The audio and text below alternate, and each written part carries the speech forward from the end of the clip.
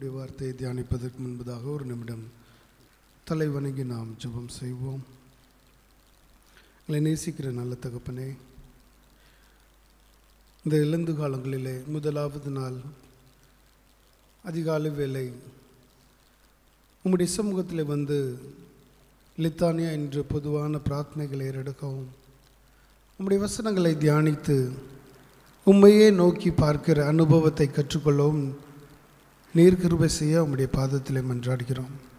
வந்திருக்கிற யாவருக்காகவும் நன்றி செலுத்துகிறோம். இந்த ஆராதனை ஆன்லைனில் பார்த்து கொண்டிருக்கிற பிள்ளைகளுக்காகவும் ஜெபிக்கிறோம். உம்முடைய வார்த்தைகள் ஒவ்வொரு பிள்ளைகளும் பரிசுத்தம் அடையத்தக்கதாக உம்மையே நோக்கி பார்க்கிற அனுபவத்தை ஒவ்வொரு பிள்ளைகளும் பெற்றுக்கொள்ள நீரை கிருபை செய்வேன் என்று இயேசுவின் மூலமாக ஜெபிக்கிறோம் நல்ல பிதாவே, ஆமென்.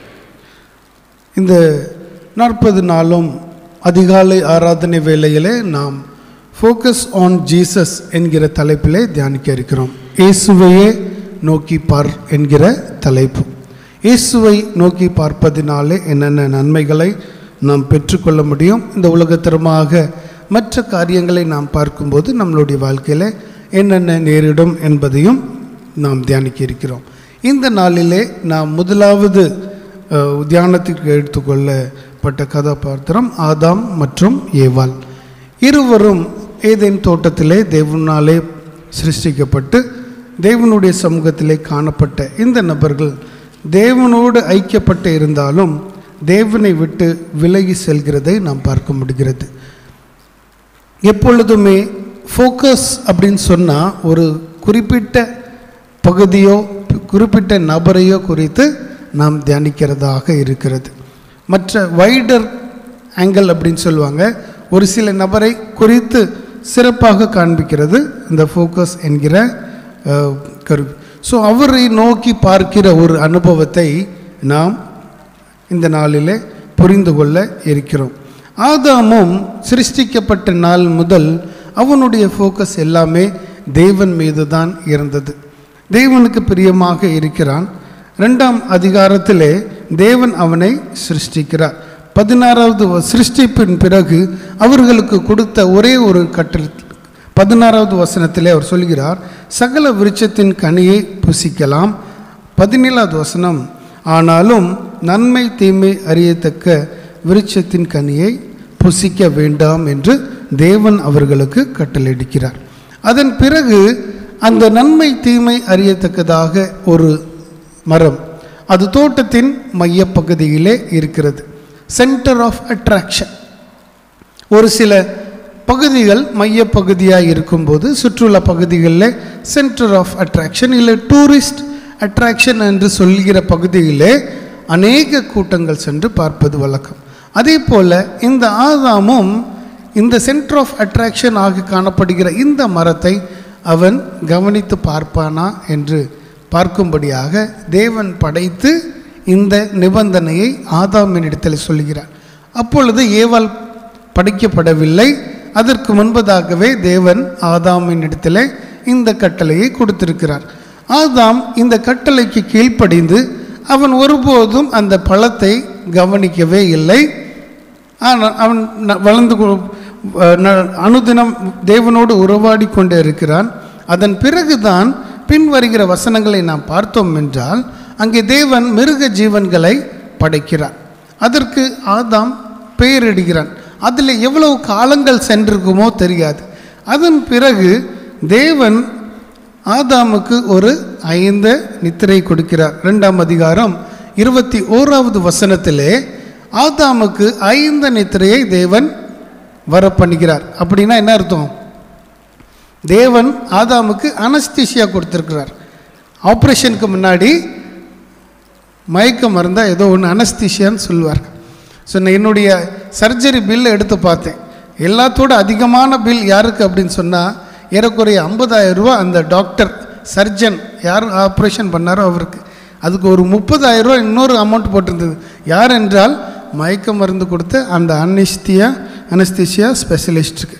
ஸோ இப்படி முதலாக வேதாகமத்திலே தேவன் ஆதாமுக்கு அந்த அனஸ்தீசியா கொடுத்து நித்திரை வர செய்து அவனுடைய விழாவில் எலும்பிலிருந்து எடுத்து இந்த ஸ்திரீயை ஏவாளை உருவாக்கி இருவரும் ஒரே மாம்சமாக இருக்கிறார்கள் என்று சொல்லுகிறார். இதுவரைக்கும் அவர்களுடைய வாழ்க்கையிலே பாவம் இல்லை, அவர்கள் நன்றாகவே வாழ்கிறார்கள். 3ஆம் அதிகாரம் முதல் வசனத்திலிருந்து நாம் பார்ப்போம் என்றால் அங்கே பாவம் வருகிறதை நாம் பார்க்க முடிகிறது. சர்ப்பம் ஒரு தந்திரமுள்ள ஜீவமாய் இருந்து அவர்கள் இடத்திலே கேள்வி கேட்கிறது, நீங்கள் புசிக்க வேண்டாம் என்று உங்களுக்கு ஏதாகிலும் தடை இருக்கிறதா என்று அது சாமர்த்தியமாக கேள்வி கேட்டு ஸ்திரீ அதற்கு சொல்கிறார், எல்லாத்தையும் புசிக்கலாம், ஆனாலும் தோட்டத்தில் நடுவே இருக்கிற அந்த கனியை புசிக்க கூடாது என்று அவள் பதில் சொல்கிறதை நாம் பார்க்க முடிகிறது. அப்பொழுது அதை புசித்தால் நாம் சாவோம் என்று ஏவாள் சொல்ல சாத்தான் வந்து சொல்கிறான், அப்பொழுது சர்ப்பம் ஸ்திரீயை நோக்கி நீங்கள் சாகுவதில்லை. 4வது வசனத்தில் நீங்கள் சாகுவதில்லை ரொம்ப ஷியூரிட்டியாக சொல்கிறார் சாத்தான்.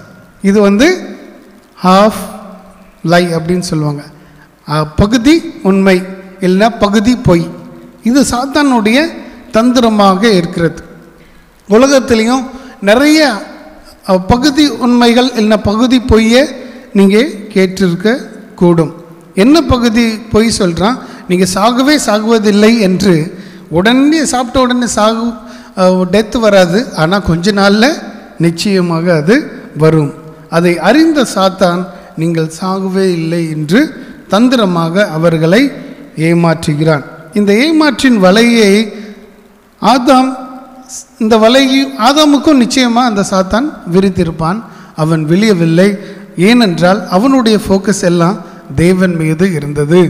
ஆனால் இந்த ஏவாள் ஒவ்வொரு நாளும் அந்த தோட்டத்தை சுற்றி வரும்போதெல்லாம் அவளுடைய பார்வை இந்த தோட்டத்தின் உள்ள மரத்தின் உள்ள கனிகள் மேலே இருந்திருக்கும்.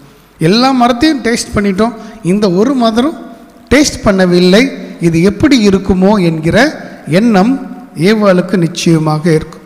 ஸோ டெய்லி ஒரு விஷயத்தை நம்ம பார்த்து நம்ம கண்களினாலே அதை இச்சையித்து அதை எப்படி சாப்பிடலாம் அப்படின்னு சொல்லி காத்திருக்கிற ஒரு அனுபவம். இதுதான் சாத்தானுடைய ஒரு டூல்.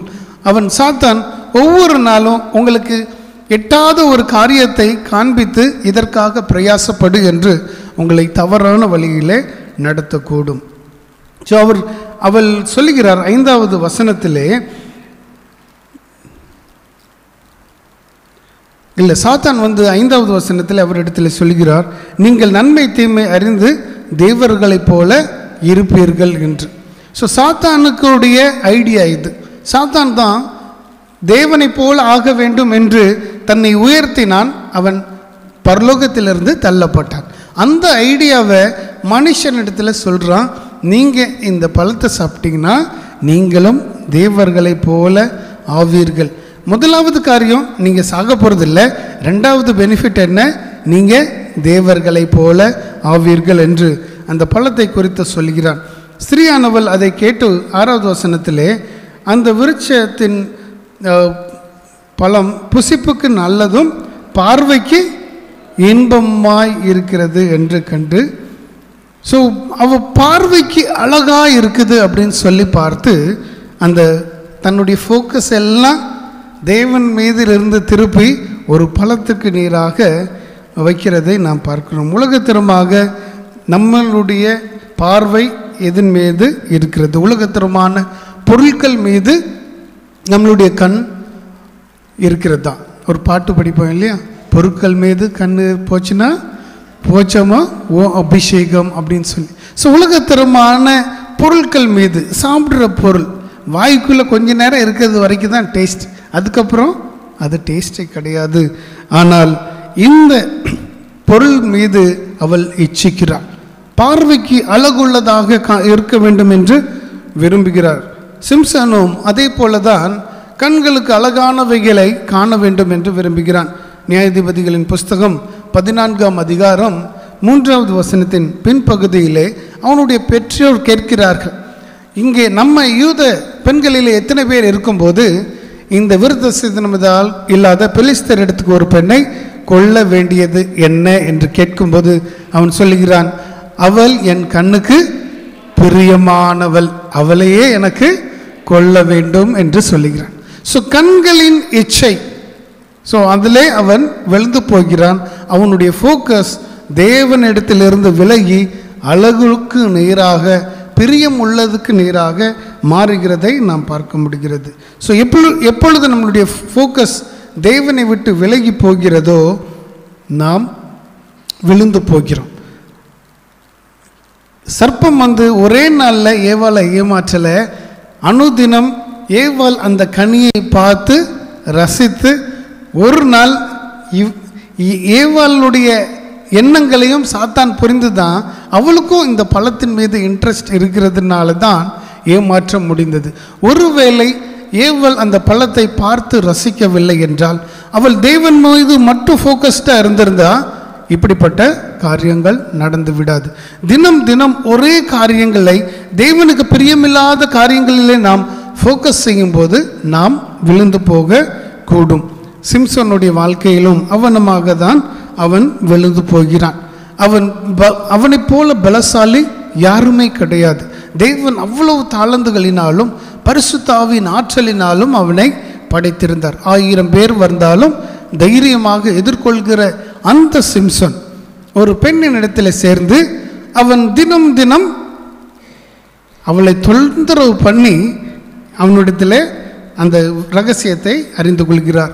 நியாயாதிபதிகள் 16ஆம் அதிகாரம் 15, 16 வசனங்களை நாம் வாசிக்கும் போது 3 முறை அவன் மறு உத்தரவு கொடுத்து அவனை ஏமாற்றிக்கிறான். ஆனால் 4வது முறையோ அவள் மறுபடியும் வசனம் சொல்லுகிறது, 16வது வசனம், அவள் தினம் தினம் தன் வார்த்தையினாலே நெருக்கி அலக்கி கொண்டு இருந்தபடியினால் சாகத்தக்கதாய் அவன் ஆத்துமா விசனப்பட்டு அவன் உண்மையை சொல்லுகிறான். ஸோ ஒரு காரியங்களை, தவறான காரியங்களை தினம் தினம் நாம் பார்ப்பதினாலே நம்மளுடைய ஃபோக்கஸ் தேவனை விட்டு விலகி போக கூடும். தேவனையே நோக்கி நாம் பார்க்கும்படியாக அழைக்கப்பட்டிருக்கிறோம். எப்பொழுது நம்மளுடைய ஃபோக்கஸ் தேவனை விட்டு உலகத்தரமான காரியங்களிலே, அழகுள்ளதிலே நாம் பார்க்கிறோமோ அப்பொழுது நாம் விழக்கூடும். ஏவாள் அவனமாக தான் அவளுடைய பார்வை, அவருடைய டைரக்ஷன் மாறுறதுனாலே ஏவாள் விழுந்தாள். ஏவாளும் அவள் சாப்பிட்டது மாத்திரமல்ல, ஆதாமுக்கும் கொடுத்து இந்த மனுகுலத்தையே பாவத்துக்குள்ளே விலை செய்கிறதை நாம் பார்க்க முடிகிறது. ஸோ நம்மளுடைய ஃபோக்கஸ் ஜீசஸ் மேலே இருந்ததுன்னா ஒருவரும் நம்மை விலை தட்ட முடியாது. ஜெபம் செய்வோம். எங்களை நேசிக்கிற நல்ல தகப்பனே, நீர் கொடுத்த அருமையான வார்த்தைகளுக்காக நன்றி செலுத்துகிறோம். ஆதாம் ஏவாளுடைய வாழ்க்கைக்காக ஆண்டவரே உம்முடைய சமூகத்தில் வருகிறோம். உம்மீது ஃபோக்கஸ் உடையவர்களாக உண்மையை நோக்கி பார்க்கும்போது அவருடைய வாழ்க்கை உம்மோடு ஐக்கியப்பட்டு சாயங்கால வேளையிலே ஒவ்வொரு நாளும் நீர் அவர்களோடு பேசினீரே. அப்படிப்பட்ட அனுபவத்தை விட்டு அவர்கள் உலகத்தரமான ஒரு இச்சை, ஒரு பழம், ஒரு சற்று நேரம், ஒரு சில நிமிடங்கள் சாப்பிடுகிற அந்த பழத்தின் மீது கவனத்தை செலுத்தி உம்முடைய ஐக்கியத்தையும் உம்முடைய ஃபெல்லோஷிப்பையும் விட்டு அந்த தோட்டத்தினாலே துரத்துப்படுகிற ஒரு அனுபவத்திற்கு நேராக செல்கிறது மாத்திரமல்ல, அதன் மூலமாக மரணத்தையும், பாவம் மரணத்தை கொண்டு வந்தது என்று வசனம் சொல்கிறது. ஆண்டவரே, எங்களுடைய ஃபோக்கஸ் உம்மீது இருக்க, உண்மையே நோக்கி பார்க்க, உம்மை நோக்கி பார்க்கிற முகம் பிரகாசம் அடையும் என்கிற அந்த வாக்கின்படி இந்த தபச காலங்களிலே அனுதினம் நாங்கள் உண்மையே நோக்கி பார்க்கிற அனுபவங்களை எங்கள் திருச்சபை மக்கள் ஒவ்வொருவருக்கும் நீர் அருள்செய்ய உம்மை நோக்கி பார்க்கிறோம். இந்த உலகத்தில் எங்களுடைய ஃபோக்கஸ் எதன் மீது இருக்கிறது? எங்களை நாங்களே ஆராய்ந்து பார்க்க கிருபை செய்வீராக. உலகத்தரமாக எத்தனையோ காரியங்கள் எங்களை திசை திருப்பக்கூடும் ஆண்டவரே. இந்த மொபைல் ஃபோன்ஸ், இந்த வண்டி, வீடு என்று இந்த உலகத்திற்கு தேவையான காரியங்களிலே உலக பொருட்கள் மீது எங்களுடைய கவனம், எங்களுடைய ஃபோக்கஸ் போய்விட்டது என்றால் நாங்கள் ஆண்டவரே உம்மை விட்டு விலகி போகிறோம். ஆனால் உண்மையே நோக்கி பார்க்கும்போது நீர் எங்களை உயர்த்துகிறீர், கனப்படுத்துகிறீர். அவனமாக ஆண்டவரே ஒவ்வொரு பிள்ளைகளையும் நீர் மேன்மேலும் கனப்படுத்தி இந்த அதிகாலை ஆராதனையில் பங்கு பெற இருக்கிற ஒவ்வொருவரையும் நீர் மேன்மேலும் ஆசீர்வதிப்பீராக. ஆராதனை ஆன்லைனில் பார்த்து கொண்டிருக்கிற ஒவ்வொரு பிள்ளைகளுக்காகவும் ஜெபிக்கிறோம். அவர்களையும் நீர் ஆசீர்வதிப்பீராக. உண்மையே நோக்கி பார்க்கிற அனுபவங்களை இந்த 40 நாளும் நீர் அருள் செய்ய வேண்டும் என்று எங்கள் அருமை இரட்சகர் இயேசுவின் மூலமாக ஜெபிக்கிறோம். ஜீவனுள்ள நல்ல